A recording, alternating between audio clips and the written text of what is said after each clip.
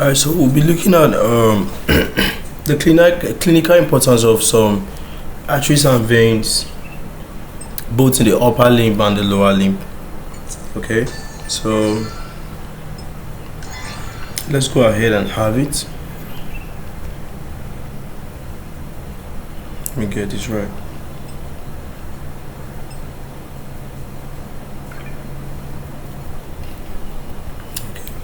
So we're talking about the dorsal venous network of the hand. That's the network at the back of the hand. So you could get to see that this network can be used for what? Venipuncture. That's I want to give you or take some blood from you. That's through your veins. You know, it's very important because it forms a collateral blood supply. That means it gives an alternative for blood supply. If one is blocked, the other one serves in. And variation, it could be different from one human to another. So this is a dorsal venous network. So let's quickly look at what we have as related to this. So venipuncture, we say that the dorsal venous network is formed by dorsal digital veins and the dorsal metacarpal veins. Dorsal metacarpal veins, dorsal digital veins, you understand? So they drain into the cephalic and the basilic veins, and it's superficial. That means what is just underneath the skin. So it's a common site for what's venipuncture.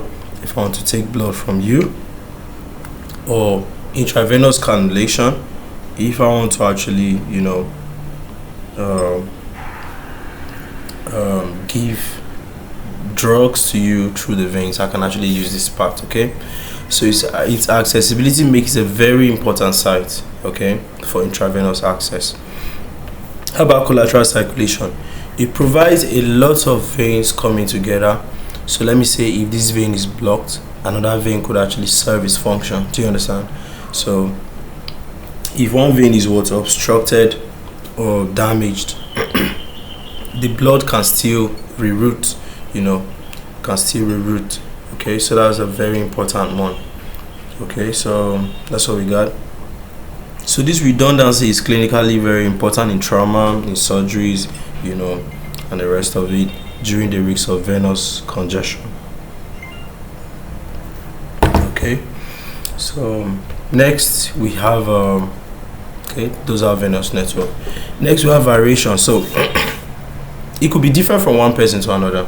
Do you understand? It could be different from one person to another.